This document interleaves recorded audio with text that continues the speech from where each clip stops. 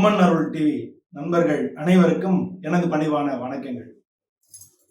நம்ம இந்த டிவியில ஒவ்வொரு மாத பலன்களும் பல பேர் சொல்றாங்க. அதே மாதிரி நம்மளும் இந்த ஜூலை மாத பலன்கள் சொல்லலாம் அப்படின்னு சொல்லியிருக்கேன். என் பேர் அனந்த நாராயணன். நான் மன்னார்குடி கிட்ட இருக்கக்கூடிய பாமணி நாகநாத சுவாமி சிவன் கோயில்ல பூஜை பண்றேன். கடந்த 20 வருஷமா நான் ஜாதகங்கள் எல்லாம் பார்த்துட்டு இருக்கேன்.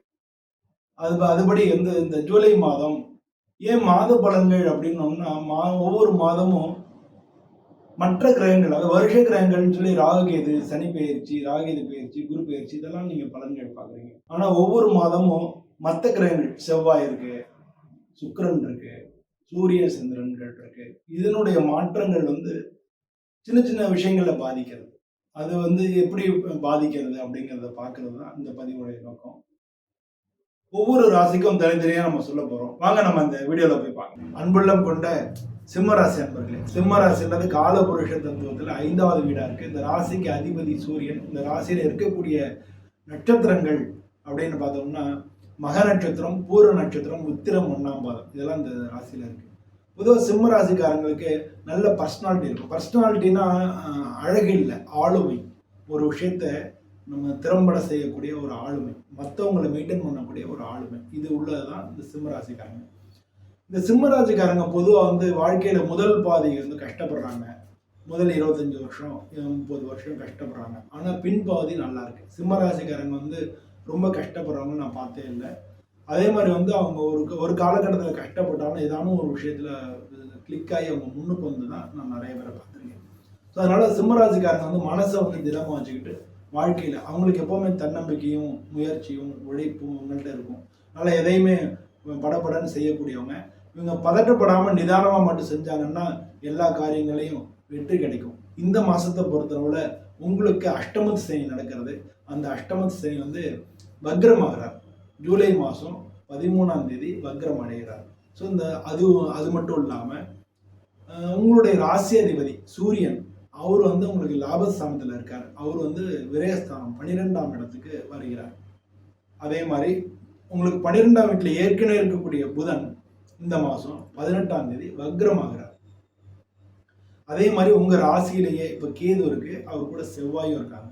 உங்க ராசியில இருக்கக்கூடிய செவ்வாய் இந்த மாத இறுதியில 28ஆம் தேதி அவர் 2ஆம் இடத்துக்கு செவ்வாய் போறார். அதே மாதிரி உங்களுக்கு தொழில் சார்ந்தில் இருக்கக்கூடிய சுக்கிரன் இந்த மாதம் லாபஸ்தானத்துக்கு ஏற்கனவே குரு இருக்கார். அவர் கூட சுக்கிரனும் சேர்ந்துறார். பொதுவாக குருவும் சுக்கிரனும் சேர்ந்தாலும் நல்ல யோகம்னு சொல்லுவாங்க.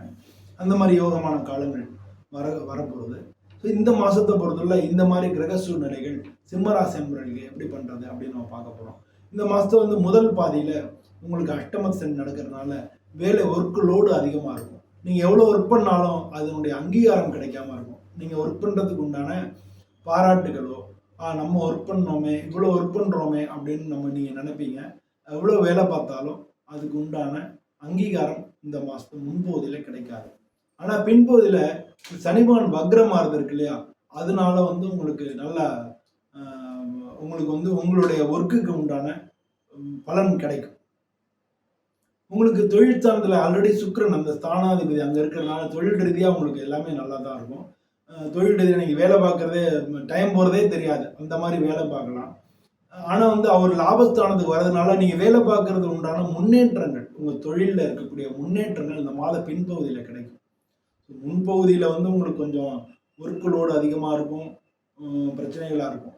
பின்பகுதியில் ஒர்க்கு லோடு கம்மியாயிடும், உங்களுக்கு அங்கீகாரம் கிடைக்கும், உங்களுக்கு எல்லா விதத்துலையும் லாபங்கள் கிடைக்கும், உங்களுக்கு ப்ரமோஷன்ஸு இல்லை இன்க்ரிமெண்ட்டு இது மாதிரி அலுவலக ரீதியாக உங்களுக்கு நல்ல தொழில் ரீதியாகவும், நீ பிஸ்னஸ் பண்ணினா தொழில் ரீதியாகவும் சரி, அலுவலக ரீதியாகவும் சரி, உங்களுக்கு நல்ல விஷயங்கள் நடக்கிறதுக்கான வாய்ப்புகள் அதிகமாக இருக்குது.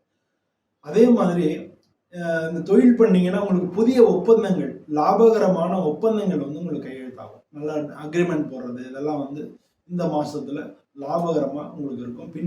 மாதத்து பின்பகுதியில் இந்த அக்ரிமெண்ட்ஸ்லாம் கண்டிப்பாக உங்களுக்கு சக்ஸஸ் ஆகிடும். யாருக்கான கோர்ட்டு கேஸ் அதெல்லாம் இருந்ததுன்னா, அது இழுத்துட்டு வந்திருந்ததுன்னா அதெல்லாம் இந்த மாதம் இறுதியில் உங்களுக்கு நிச்சயமாக ஜெயிக்கும். ஸோ இது மாதிரி இந்த மாதம் உங்களுக்கு எல்லா வகையிலையுமே உங்களுக்கு நல்ல விஷயங்கள் நடக்கிறதுக்கு நல்லா தான் இருக்குது. மாதம் முன்பகுதியை காட்டிலும் பின்பகுதி உங்களுக்கு மிக நல்லா சூப்பராக இருக்கும். பின்பகுதியில் உங்களுக்கு எல்லாமே சக்ஸஸ் ஆகும். உங்களுக்கு வந்து இந்த ராசியில் உள்ளவங்களுக்கு 7வது வீட்டுக்கு அதிபதி தான் 8வது வீட்டில் இருக்காரு.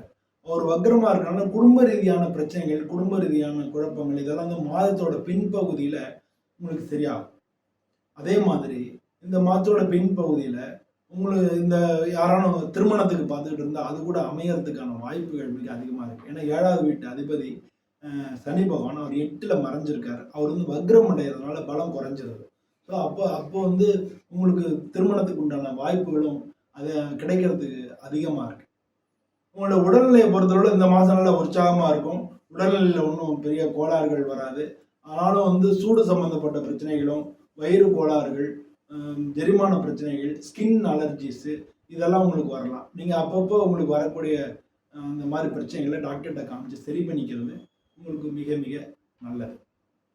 பொதுவாக வந்து இந்த மாதத்தை பொறுத்தளவில் உங்களுக்கு முன்பாதியை காட்டிலும் பின்பாதி நல்லா இருக்குது அப்படின்னு சொல்லலாம்.